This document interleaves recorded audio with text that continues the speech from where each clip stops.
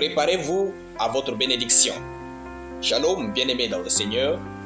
Notre méditation du jour s'intitule « Préparez-vous à votre bénédiction ». Nous tirons notre texte dans Ésaïe chapitre 40, le verset 3 qui nous dit ceci. « Une voix crie, préparez au désert le chemin de l'Éternel, aplanissez dans les lieux arides une route pour notre Dieu. » Alléluia. Il n'y a pas de succès sans préparation.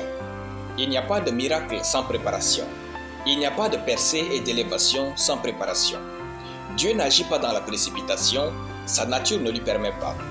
Notre texte dit « Préparez au désert le chemin de l'Éternel, aplanissez dans les lieux arides une route pour notre Dieu. » Votre préparation est la preuve de votre bénédiction. Si vous savez que Dieu vous bénira et avec abondance, vous êtes censé vous préparer plus que tout le monde dans votre génération. Si votre bibliothèque ne ressemble pas à vos rêves, c'est que vous êtes un plaisantin quand vous parlez du futur. Déplorablement, il y a beaucoup de chrétiens plaisantins. Comment pouvez-vous penser que Dieu va certes vous bénir à l'avenir, puis vous mangez et buvez n'importe quoi, le tout sans faire du sport pour préparer votre corps à jouir de ses bénédictions?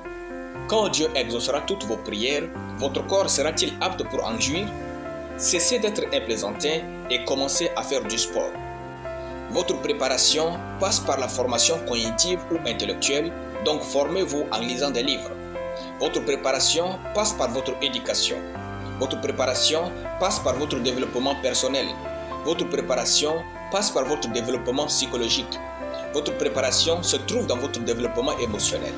Votre préparation passe par votre embellissement physique.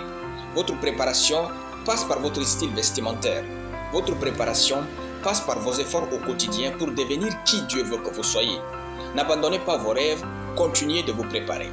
Peut-être que cela vous prendra plus de temps que vous l'ayez prévu, mais n'abandonnez pas vos rêves. N'abandonnez pas vos enfants, continuez de les préparer au succès. Votre préparation détermine la taille de votre miracle et la durée de vos bénédictions. Si vous savez que vous ferez de grandes choses avec Dieu, alors préparez-vous à ces choses. La meilleure chose qu'un ou qu'une célibataire puisse faire à son partenaire n'est pas de l'aimer, mais de se préparer. Il s'agit de se préparer à bien vivre ensemble.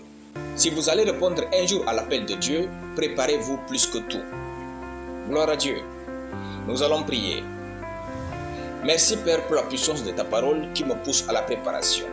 Conduis-moi dans une préparation d'élite pour les choses que tu as prévues pour moi au nom de Jésus. Amen. La lecture biblique en une année, Proverbes chapitre 13 à Proverbes chapitre 15. Soyez bénis, c'était le pain du ciel.